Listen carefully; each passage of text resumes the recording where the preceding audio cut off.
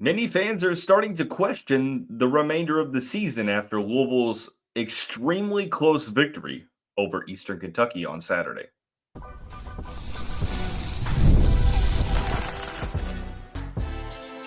You are Locked On Louisville, your daily podcast on the Louisville Cardinals. Part of the Locked On Podcast Network, your team every day. Card Nation, what's going on, everyone? Welcome into this New Year's Eve episode of the Locked On Louisville podcast. I'm your host, Dalton Pence. This is my fifth year covering the University of Louisville, third year hosting this show. And I want to take the time to personally thank you all for making us your first listen of the day all throughout 2024. Just a reminder, the show is free and available on all streaming services 5 days a week, your team every day. Over the weekend, Louisville escaped from the jaws of defeat. Noah Waterman's go-ahead layup pushed the Cardinals ahead of Eastern Kentucky, and Pat Kelsey's team was able to avoid disaster. We'll discuss how consistency has become an issue, how fans are starting to question the remainder of the season, and why I believe that might be a little bit premature at this point. We'll preview the New Year's Day matchup between Louisville and North Carolina in men's basketball action. And then we will rank the top 5 moments of 2024 for Louisville athletics. This is the final episode of the year. Now, I know that by the time you're listening to this, the Tony the Tiger Sun Bowl will have already happened with the scheduling issues and the holidays just kind of being weird for recording. We will discuss whatever happens in the Sun Bowl on tomorrow's episode of the show. So just a heads up on that. I don't know about you all, but the roller coaster of emotions on Saturday afternoon when Louisville took on Eastern Kentucky, it was wild because it felt like at multiple points I was telling myself, okay, this is the point where Louisville is going to pull away and win this game by double digits. No. This is the point. Well, hold on. This looks like the time. But no, every time Louisville seemed like they were going to push the lead to a point where Eastern Kentucky wasn't going to be able to come back, the Colonels did what they needed to do. They answered the bell, and they were able to make it really competitive to the point to where they were up by 1 with a minute to go. Now, Louisville was able to get a bucket, and Eastern Kentucky followed it up with another bucket. They were up by 1 with less than 10 seconds. People will talk about maybe Rain Smith pushing off on the offensive foul. Well, if we're going to call the push off there, we have to call all 20 of them that occurred on the other end. But that's kind of petty. But, I mean, they didn't call one push off essentially on Eastern Kentucky in the paint. And then Noah Waterman got the layup. Shout out to him. A win is a win. Louisville avoided disaster. The Cardinals were a 19.5-point favorite in this game. And look, I am a huge fan of A.W. Hamilton. He is a fantastic head coach. Pittsburgh beat Eastern Kentucky by 40 points. They did give Clemson a good game. I think Clemson ended up winning the game by 13 or something like that. It wasn't too awful much. But even though Eastern Kentucky has a good coach and a good coaching staff, this was a game that Louisville was supposed to win. That if they would have lost this game, even considering the past 2 years, it would have been one of the worst losses in the past decade. That 20-point favorite at home and you end up losing, that would have looked really bad. Despite Eastern Kentucky maybe being better than maybe what the spread suggested. But what I saw from Louisville on Saturday was a complete 180 from what I'd seen from them against Florida State last Saturday, or the Saturday prior, a 14-point victory on the road at Florida State that could end up being a quad 1 victory at the end of the year. And this Eastern Kentucky matchup was so reminiscent of like the UTEP performance, where it felt like Louisville was doing just enough to win, but nothing more. And it all comes down to the second half. I mean, first half defense was an issue. There were times where, Eastern Kentucky had a guy drive to the basket, get to the front of the restricted area, turn around, use the forearm to push off, and do basically a half fadeaway to be able to get that short jumper to fall. And credit to Eastern Kentucky for exploiting that. If the referees didn't call it, why not continue to take advantage of it? They did. They made some big-time shots in the second half. And I see this narrative that, well, why is every team shooting the lights out and shooting so uncharacteristically good against Louisville? And if it happens a couple times, you just kind of chalk it up to the randomness of the game of basketball. But when it becomes a trend, chances are it's not necessarily, on the opposing teams. Like, what's the common denominator in that situation? Well, it's Louisville's defense.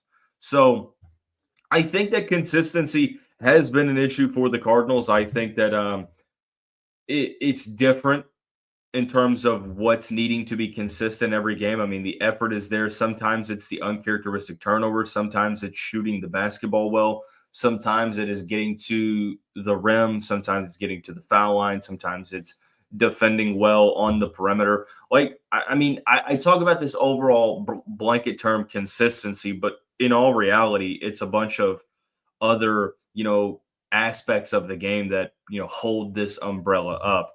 So I think that there's two things that I am focusing on moving forward. Like when we talked about this team a month ago, the worries for me were interior defense and limiting offensive rebounding. And they've done the second part pretty well. Like they have started to limit the offensive rebounds, and they're going to be playing larger teams as conference play starts tomorrow. But for the most part, against some pretty solid competition, they've been able to begin to limit offensive rebounds, and that is a great, thing to see. And the offenses continue to get better. Guys are continuing to just look better on the court, playing with each other. The cohesiveness, the chemistry on the court. Two things that I'm looking for Louisville to improve on. Number one, when it comes to offense, when the three-point shot is not falling, the Cardinals have to have a consistent approach to manufacturing offense when that three-point shot's not falling. Because there's been too many times where someone has driven into the lane and they've gotten into the lane. But then it's like, okay, what do I do? What do I do now? And it's not like that every time, but there's been many times where insert player here gets into the lane and there's some indecisiveness. And it either results in a broken play to where you have to try to get another good look at the end of the shot clock. It results in a bad shot selection. It results in a turnover. What it doesn't really result in more often than not is a bucket. So that's something that I think I'm keeping an eye on, is when the three-point shot's not falling, because it's not always going to fall like it did against Florida State. It's not always going to fall like it did at the first half against Duke. The Cardinals need a consistent stream of manufactured offense, whether it is getting to the foul line, attacking the basket, being able to exploit the mid-range. There's no clear-cut answer. I think it's on the whole team. Now, yes, you can continue to point out that, hey, if Louisville wasn't missing Kaysen Pryor and Corin Johnson, it would look different. And I don't disagree. Like, I completely agree with what's being said, but you still have a full conference slate to play, and you're right there in terms of maybe being on the NCAA tournament bubble. So you can continue to talk about injuries, but don't use it as a crutch. You have 9 scholarship players. I know Noah Waterman had a surgery on his thumb. It seems like he's not going to miss time, according to his brother on social media, but I don't know that to be the case. But nonetheless, second thing that I want to see this team do better at, just better on-ball defense. Like, I think that this game against Eastern Kentucky highlighted where even though Pat Kelsey's defenses don't usually go into zone, like it might be advantageous at some points to where, if Louisville's struggling to guard guys one-on-one, switch to his zone. Eastern Kentucky coming into the game, not the greatest three-point shooting team. I know that they shot pretty well, but I think a lot of that was because they were driving and kicking out because they were having a ton of success driving to the basket. And that's just something that Louisville is going to have to get better at, is being able – you have a couple of defenders that are really good one-on-one, then you have some that are not so good.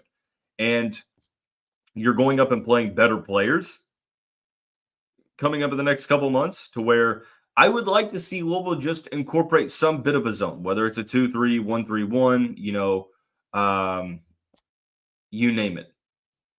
Matchups on whatever you want to call it. It's just for me, like you have to try something different because something's not working. Like Louisville is still causing turnovers, but I mean, you look at that Eastern Kentucky game, even Florida State scored 76 points and they were able to manufacture a ton of offense. So you're going up against some pretty good offenses. It starts with North Carolina. And when we come back on this New Year's Eve episode of the show, we're going to talk about why North Carolina is much better than their record, why their record's a little bit deceiving, and why this could be the toughest remaining test on the schedule for the Louisville Cardinals. More on that when we come back.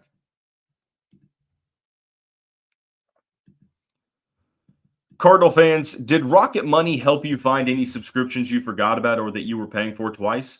That definitely happened to me. I had a few subscriptions that I didn't even realize I was still paying for, and Rocket Money made it easy to track them all down. It's like having a personal assistant for your finances. Rocket Money is a personal finance app that helps find and cancel your unwanted subscriptions, monitors your spending, and helps lower your bills so you can grow your savings. It brings everything together in one place. Whether it's subscriptions, your spending habits, or even the goals you want to hit this year, Rocket Money has over 5 million users and has saved a total of $500 million in canceled subscriptions, saving members up to $740 a year when using all of the app's premium features. For me, one of the best features is the subscription tracker. I've used it to cancel services I wasn't using anymore, and I've already saved a ton. Plus, with their goals feature, I've been able to automatically set aside money for my future. No more stressing about budgeting every month. Cancel your unwanted subscriptions and reach your financial goals faster with Rocket Money. Go to rocketmoney.com/lockedon today. That's rocketmoney.com/lockedon. rocketmoney.com/lockedon.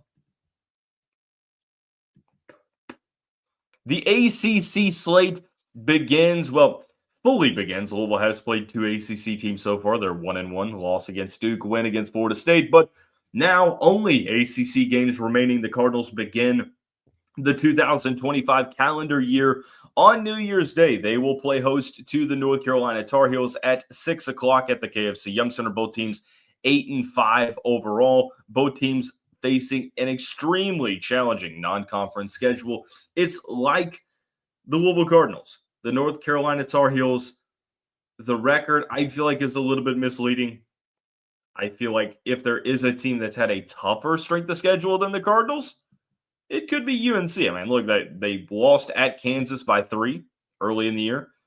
They lost to Auburn in Maui. They lost to Michigan State by 3. They lost to Alabama by 15. They lost to Florida by 6. They beat UCLA last week and was a really good win for them.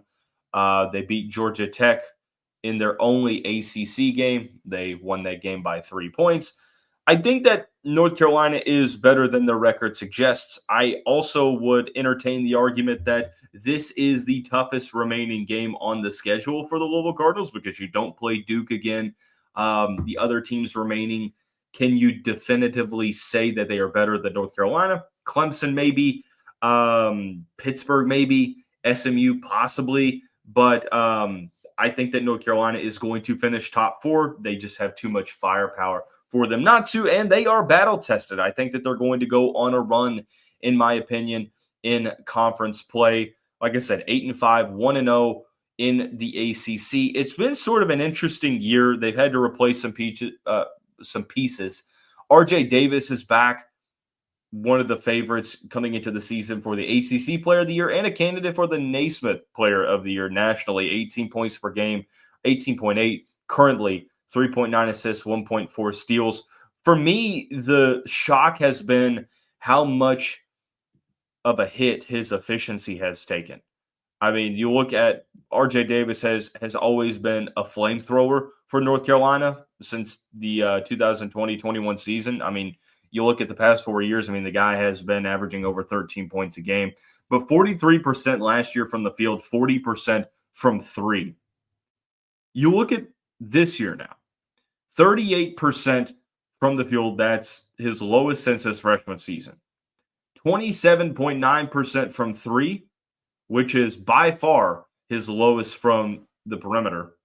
and 85.7% from the free throw line, which is his lowest since his sophomore year, in which they made a run to the national championship game. Now, he is still a very important player, really, really good. I mean, you look at what he's been able to do. He had 29 points against Florida. Not great efficiency from three. Same with UCLA. He's been more of a volume scorer. Those efficiency numbers have sort of been hit or miss to where, I mean, he hasn't had all season long, he hasn't made double-digit field goals while taking at least 11 field goals per game in every game this season, and that's the lowest that he's had. So, RJ Davis, if you have a chance to beat North Carolina, I think you have to make life tough for him. Chucky Hepburn versus RJ Davis is going to be a very interesting matchup. But it's not just Davis. I think you have a couple of other really good players. North Carolina, sort of like Louisville, doesn't have a ton of size, and when they do, those front court players like to play out on the perimeter. This is a guard-led team. Seth Trimble has been really good in 12 games, 15 points per game, 6'3". This is his junior season. He's been able to take a considerable step forward for Hubert Davis's program. Has been very good. I've been really impressed with Ian Jackson, the five-star freshman. He looked extremely good against Kansas, 13.2 points per game. He's shooting the ball 50% from the field, 42% from three-point line, 6'4", 190 pounds, does a lot of things really well.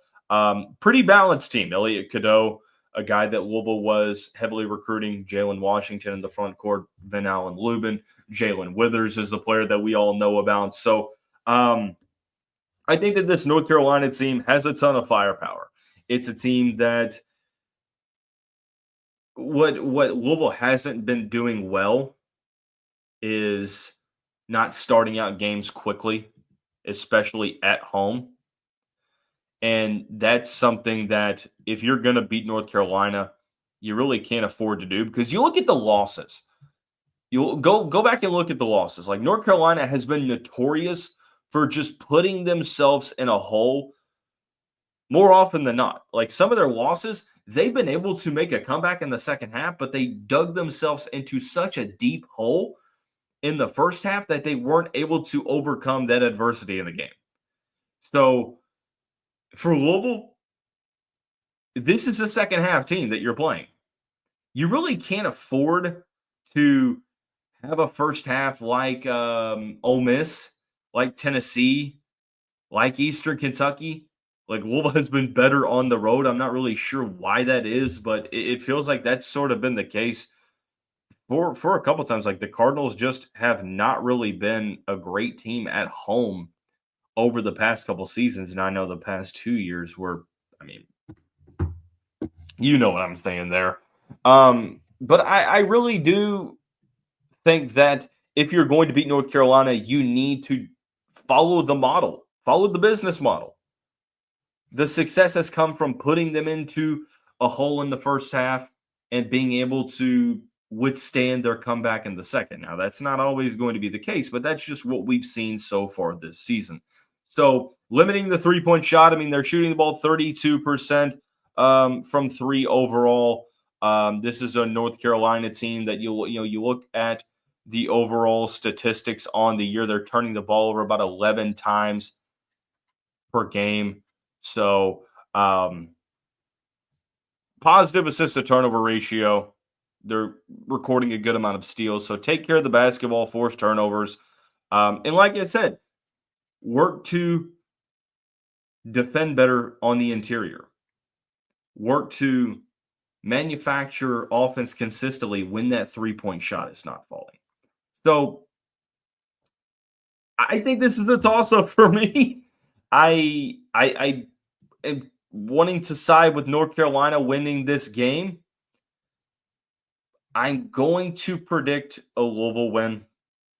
I don't feel the greatest about it because I do have a ton of respect for this year's North Carolina team. And it's really hard to know which Louisville team is going to show up. Consistency has sort of been an issue.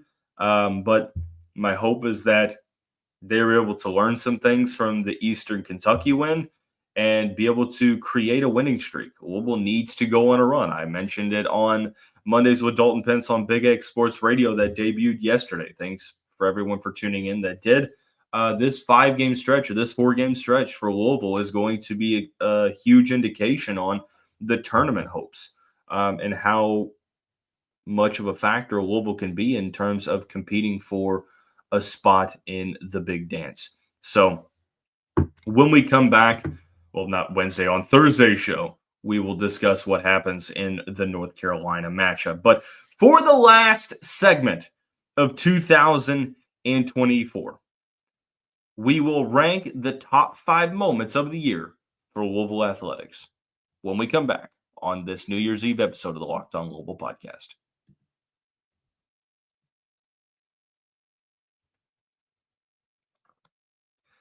Cardinal fans, you've been making Locked On Louisville your first listen of the day all throughout 2024.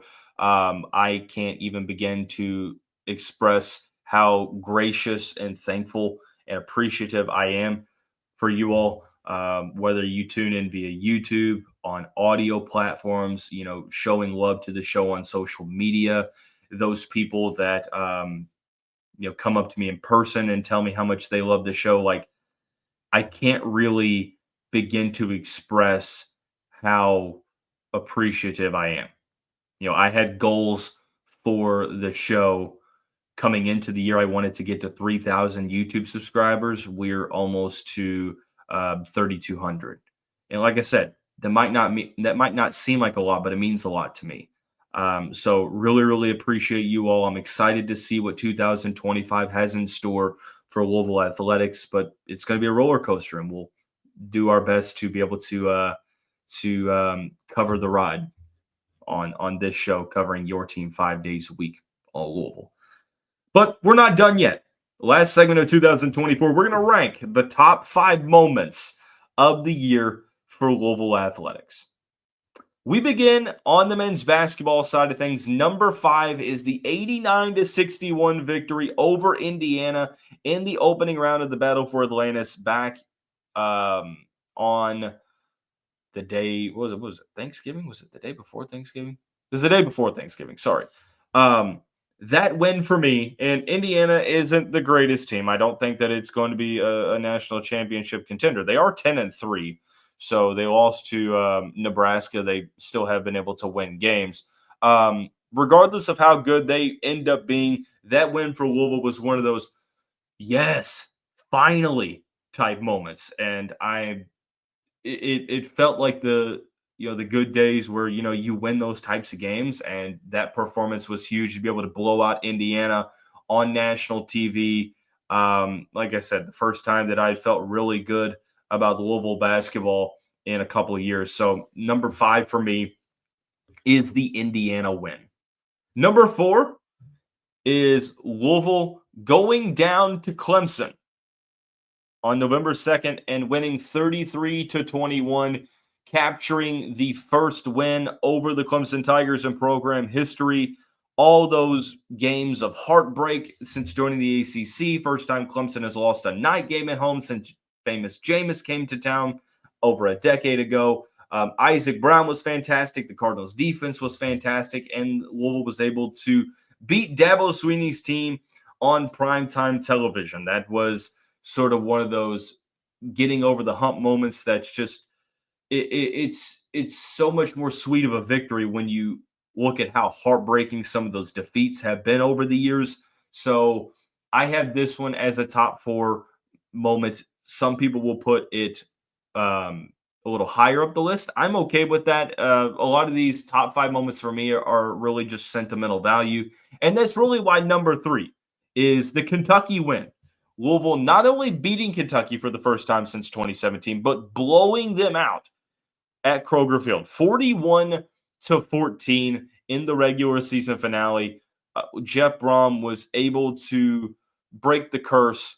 Louisville hasn't really been all that competitive outside of last year in this rivalry. They got blown out in 2018, blown out in 2019, blown out in 2021, beat by double digits in 2022. They choked in 2023, and they were able to get over the hump in 2024. I know that some people will put Clemson over this matchup, but listen, this was a matchup where all the pressure was on Louisville. Kentucky had won this game for the past couple of years. They were obviously not good. And if Kentucky would have beaten this Louisville team, then we wouldn't have heard the end of it. So to be able to get this victory, like I said, it's a lot of relief. Maybe the year didn't necessarily go as great as we would have originally hoped for. And that's another conversation to be had, right? But for the most part, getting wins against Clemson, getting wins against Kentucky, it was nice to see. 8-4 was kind of rough, but with wins over Clemson and Kentucky, it sort of takes away some of that sting. So number 2 for me is the Louisville volleyball Final Four victory over Pittsburgh. The Cardinals had lost to the Panthers the 2 times in the regular season, and they had a Final Four showdown with the number 1 overall team in the Cardinals' home stadium at the KFC Yum Center. They went down in that first set, and they were able to battle. The second set was a complete war.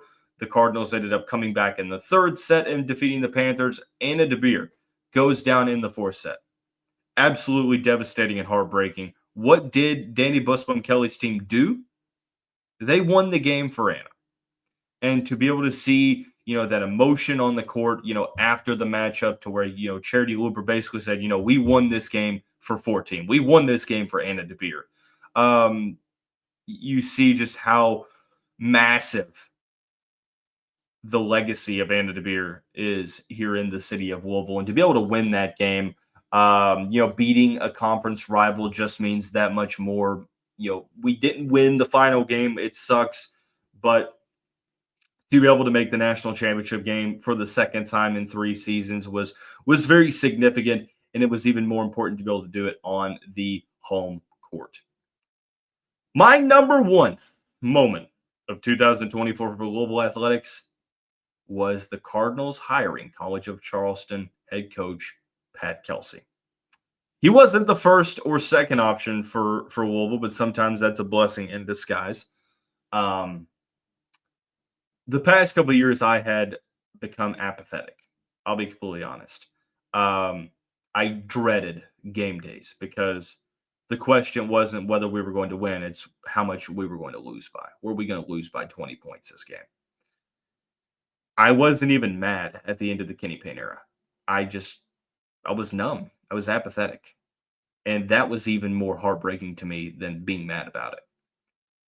Pat Kelsey comes along, immediately inserts a jolt of energy back into the fan base with that introductory press conference. The portal recruiting was fantastic. They looked good in the Bahamas preseason tour. And they've won 8 games so far. It's not even January. Kenny Payne won 8 games all last year. 12 games total in 2 years. I don't mean to keep talking about that era of Louisville basketball, and we're going to turn the page in 2025. But it was depressing. In March, it was depressing.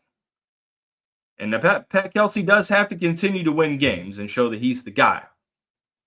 But his ability to get the fan base back on board was the most significant moment in 2024 for me, for Louisville Athletics. That is going to wrap up this New Year's Eve episode of the show. Everyone have a great day. Have a great evening. Be safe. Make smart decisions. Don't drink and drive.